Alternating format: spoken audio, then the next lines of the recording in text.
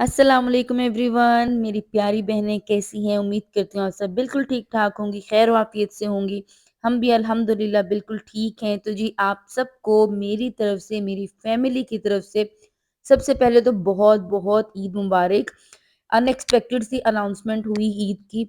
मैं एक्सपेक्ट कर रही थी, सोच रही थी कि 30 प्लीज़ या अल्लाह बहुत मैंने दुआ की थी कि 30 हो रोज़े ना, क्योंकि काफ़ी सारी तैयारी रहती थी। लेकिन फिर भी 29 हुए, फिर भी अल्हम्दुलिल्लाह और बहुत जल्दी से मतलब जिस टाइम का हम सोच नहीं रहे थे उस वक़्त ये अनाउंस हो गया था। ख़ैर जी, यहाँ पे सबसे पहले मैं पार्लर आई थी, पार्लर पे हमने कुछ सर्विसेज़ लेनी थी, मेहंदी लगवानी थी, बट क्या हुआ था कि मुझे घर पे कुछ काम करने थे, इस वज़ह से मैं मेहंदी तो नहीं लगवा सकी, जबकि मुझे बहुत शौक था कि भई मैंने मेहंदी हाथ भर-भर के लगवानी है, बट मैं नहीं लगवा सकी थी। तो फिर मैंने अपनी बेटी को मेहंदी लगवा दी थी और यहाँ पे जो मेहंदी लगा रही थी ना, वो भी छोटी-सी एक बच्ची थी।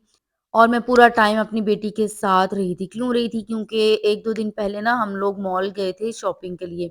यहाँ पे गीगा मॉल है, पिंडी वालों को पता होगा, वहाँ पे हम गए थे, तो मेरी बेटी वहाँ पे गुम हो गई थी और जो उस वक़्त मेरी हालत थी, मैं यहाँ पे बयान नहीं कर सकती हूँ। जो मेरी बहनें माएँ हैं ना, उनको अंदाज़ा होगा कि क्या हालत होती है जब बच्चा नहीं मिलता है थोड़ी देर के लिए भी।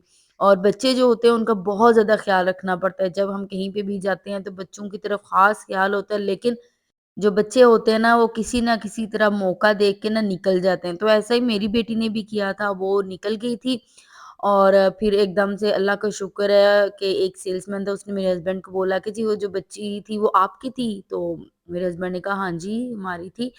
तो इसके साथ उसने जब बताया कि जी वो तो बाहर निकल गई है यहाँ पे ना आउटलेट से, तो इतने हम परेशान हुए, जान निकल गई थी।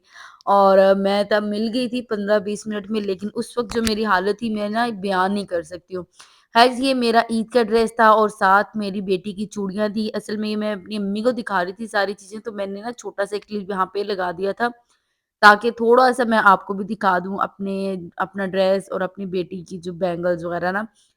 उसके बाद जी हम आ चुके हैं किचन में, क्योंकि चाँद रात पे कुछ भी नहीं बन सका था कि क्योंकि सारी रात हो गई थी, सुबह नाश्ता भी हमने बाहर ही किया था। काफ़ी सारी शॉपिंग तकरीबन 90% रहती थी, तो हमने फिर कंप्लीट की थी, लेकिन फिर भी कुछ रह गई थी जो अब मैंने ईद के सेकंड डे जाके करनी है।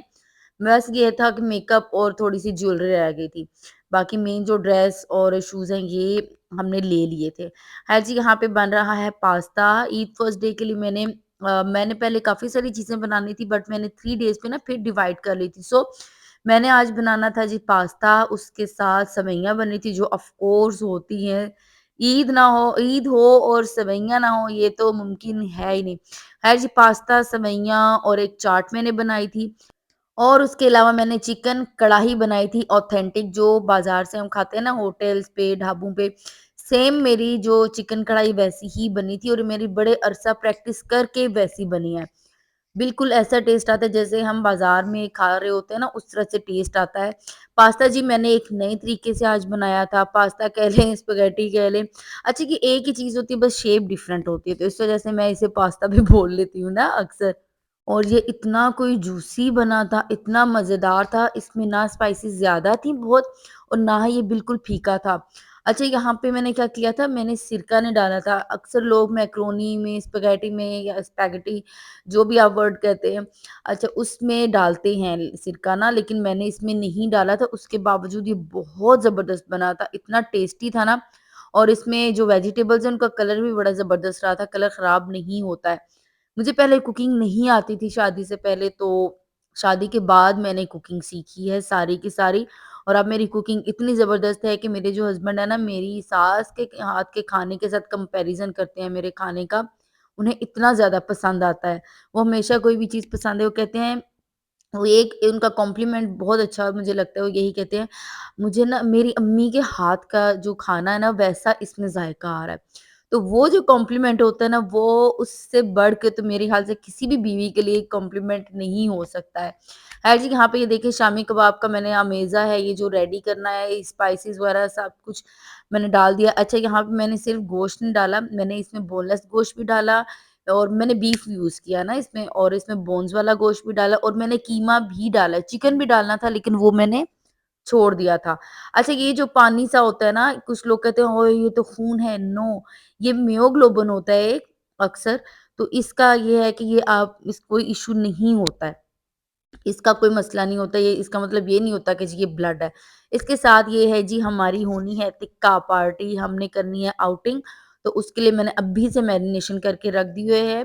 اس کی میں نے مین چینل پہ ریسیپی ایک دفعہ دی تھی، تو یہ وہی والا ہے، بس یہ ہے کہ پیسز میں تھوڑا سا فرق ہے، اور یہ اتنی مزے کی ریسیپی ریڈی ہوتی ہے نا کہ بس میں کیا بتاؤں۔ چلیں جی اب ہم چاٹ کی طرف آ چکے ہیں۔ میرے ہسبینڈ کو دہی والی چاٹ کی جگہ نا یہ چاٹ بہت زیادہ پسند ہے، تو میں نے یہ سوچا تھا کہ میں انہی کی پسند کی یہ چیز بناؤں گی۔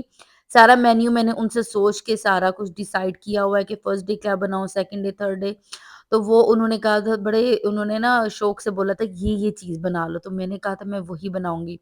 بس میں نے کیا کہتے لوبیا اور چنے بوائل کیے تھے، اس میں میں نے نمک اور تھوڑی سی لال مرچ، تھوڑی سی کٹی مرچ لے کے نا ان کو مکس کر لیا ایک دفعہ، اور اس کے اوپر میں نے پھر آلو الگ لیئر ڈال دی بوائل آلو کی، پیاز ڈال دیے، اس کے اوپر میں نے اسپرنکل ہاں آلو کے اوپر کیا تھوڑا سا نا زیرہ پاؤڈر، املی کا پانی میں نے اس کے اوپر ڈال دیا تھا، اور اس طرح سے لیئرز میں نے رکھی تھی، مکس نہیں کیا کیونکہ میرے ہسبینڈ کو نا مکسنگ والی چیز اتنی زیادہ کوئی اچھی نہیں لگتی ہے، اس طرح سے لیئرز انہیں زیادہ پسند آتی ہیں۔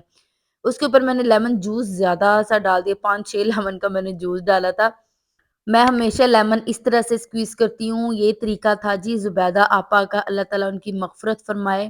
عید کے دن خاص طور پہ وہ لوگ جو دنیا سے جا چکے ہیں ان کے لیے دعا ضرور کرنی چاہیے۔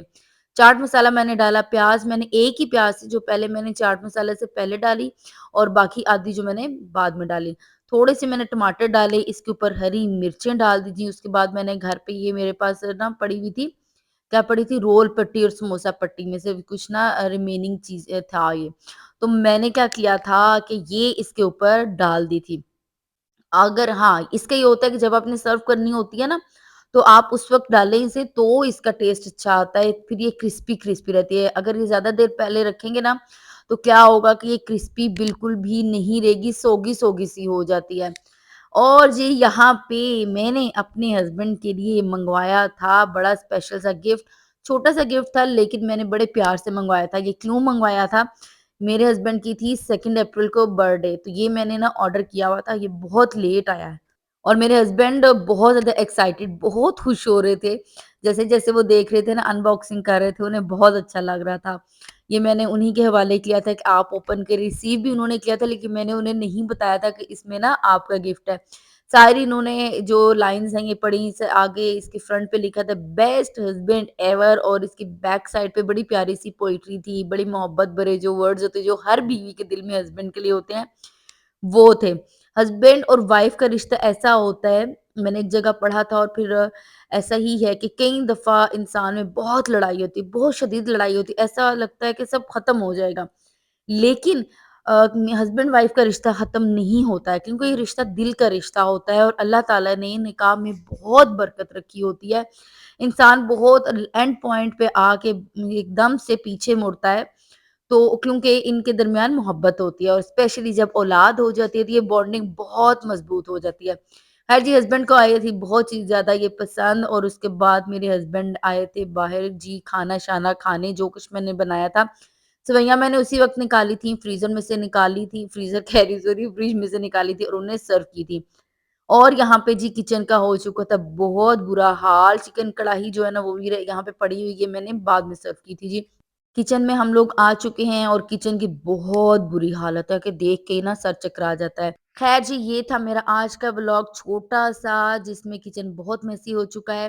آپ کو میرا ولاگ اچھا لگا ہو تو مجھے آپ نے ضرور بتانا ہے، لائک بھی کر دینا ہے، شیئر کرنا چاہیں تو شیئر بھی کر دیں۔ نئے ولاگ کے ساتھ ملیں گے، تب تک کے لیے اللہ حافظ اور اللہ نگہبان۔